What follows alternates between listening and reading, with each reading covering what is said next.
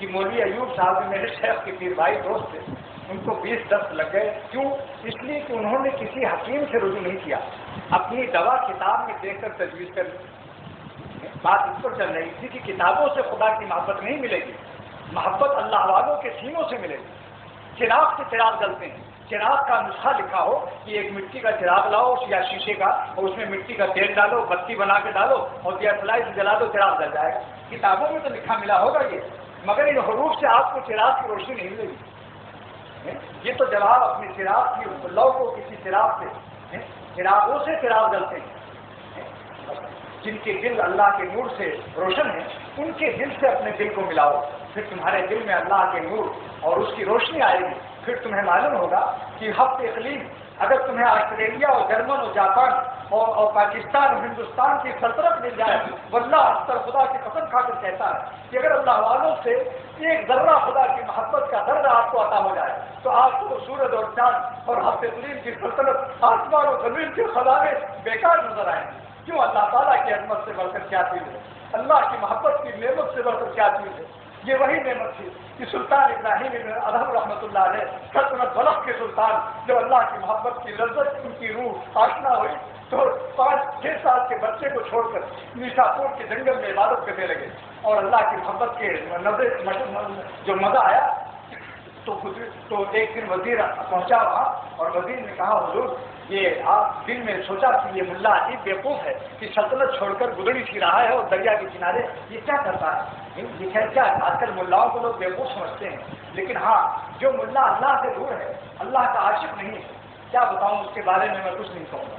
لیکن جو ملا اللہ والا ہو آج اس کی بھی عزت ہے، آج اس کو دنیا قدر کی نگاہ سے دیکھتی ہے.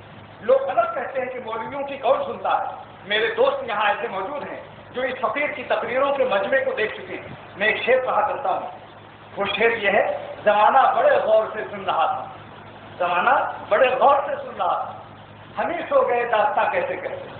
ہمارے سینے میں درد تو ہو، ہماری روح کے اندر کچھ درد تو ہو، پھر انشاءاللہ آپ کا بیان ہوگا. میرا ایک اردو شعر یاد آیا: لغت تعبیر کرتی ہے، لغت تعبیر کرتی ہے معانی، خرد ہے محو حیرت اس زبان سے، خرد ہے محو حیرت اس زبان سے، بیان کرتی ہے جو آہو فغاں سے. لغت تعبیر کرتی ہے معانی، محبت دل کی کہتی ہے کہانی. اگر اللہ کی محبت عطا ہو جائے اس کی تقریر میں تو اپنے دل کا درد پیش کرے گا، پھر اس کی بات میں اللہ تعالیٰ اثر رکھتے ہیں. یہ چیز جو ہے، جو ہم کو یہ شکایت ہے کہ مولویوں کی بات کون سنتا ہے. جس مولوی نے کسی اللہ والے کی جوتیاں اٹھائی ہوں، آج مولانا شاہ عبدالرحمن صاحب بنگلہ دیش گئے، ان کے بات سننے والے ان کے میزبان بھی یہاں تشریف فرما ہے. پوچھیے کہ کیا عزت تھی، علماء بھی اترتے تھے. جس وقت انہوں نے غرضدار آواز میں اللہ کے قانون اور سنت کی اطاعت کی، بڑے بڑے علماء پیچھے پیچھے پھرتے. ذرا کسی اللہ والے کی جوتیاں تو اٹھا کر دیکھو. مولانا انور شاہ کشمیری فرمایا کرتے تھے رحمۃ اللہ علیہ، بخاری کے درس میں مولانا عبداللہ شجاع آبادی بھی اس میں موجود تھے. اکوڑا خٹک سے الحق کے واقعہ آیا ہوا تھا کہ علامہ انور شاہ کشمیری نے ختم بخاری پر فرمایا: اے مولویوں، آج بخاری ختم ہو گئی، مولانا ہو گئے، لیکن کسی اللہ والے کی جوتیاں کچھ دن اٹھا لو تاکہ بخاری کی روح اور حقیقت مل جائے، اللہ کی محبت کے درد سے تمہاری جانیں آشنا ہو جائیں. پھر تم کو معلوم ہوگا کہ اللہ والوں کی جوتیوں کے خاک، اللہ والوں کی جوتیوں کے خاک کے ذرات بادشاہوں کے سلاطین کے موتیوں سے افضل ہیں. جس کے ذریعے سے خدا ملتا ہے اس کی قیمت کو کیا پوچھتے. دیکھو جتنا ذریعہ قیمتی ہوتا ہے، جو مقصد جتنا قیمتی ہوتا ہے اس کا ذریعہ اتنا ہی قیمتی ہوتا ہے. مثلا ایک شخص کو شادی کرنا ہے، جو اس کی شادی لگاتا ہے اس کا کتنا شکریہ ادا کرتا ہے، کیونکہ بیوی کا مقصد اس کے دل میں ایک اہمیت رکھتا ہے. ایک آدمی بے روزگار ہے، جو اس کی روٹی دلا دیتا ہے اس کی کتنی اہمیت ہوتی ہے، کیونکہ روٹی کی اس کے قلب میں اہمیت ہے.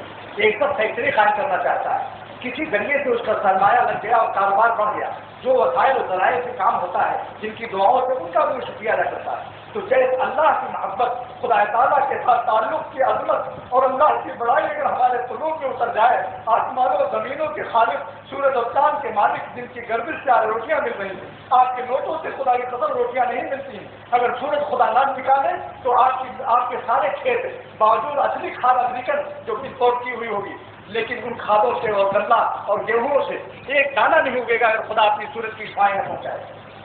اسی لیے میں کہا کرتا ہوں کہ اگر जैसे सूरज की शुआ न मिलने से खेतों में गल्ला नहीं पैदा होता, किसान कितने ही मेहनत कर ले, अमेरिका का गेहूं डाले, अमेरिका की खाद डाले, लेकिन गल्ला बोलो पैदा होगा नहीं होगा।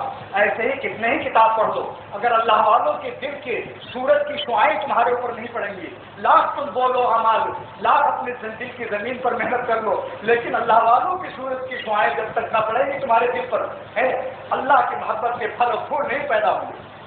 आपने देखा सूरज के दुश्मन का हाल, चमगादड़ सूरज का दुश्मन है, अंधेरों में उल्टा लटका हुआ है।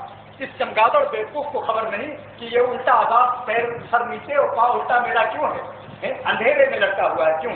सूरज से दुश्मनी, रोशनी से घबराता है, सूरज की रोशनी से है। दिन में आप कभी चमगादड़ को रोशनी में नहीं पाएंगे, अंधेरों में लटके होंगे इस वक्त। सूरज से उसको बग़्ज़ है, लेकिन इस वक्त का उसको वबाल और अज़ाब क्या हुआ, मैं अपनी तरफ से नहीं कहता।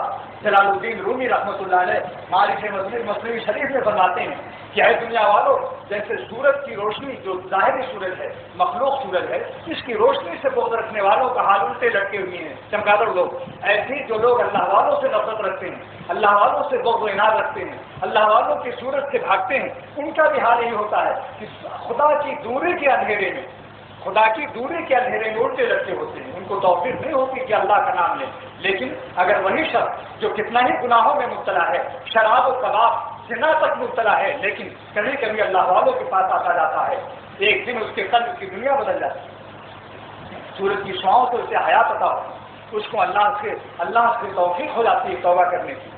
उससे वो वली अल्लाह कहता नहीं है कि तुम जिना मत करो, वली अल्लाह कहता नहीं है कि तुम नमाज पढ़ो। उसकी सोहबत की बरकत से खुद ब खुद दिल चाहने लगता है कि नमाज पढ़ो। सुना आपने? है उसके दिल की खैर उसके दिल पर पड़ जाता है।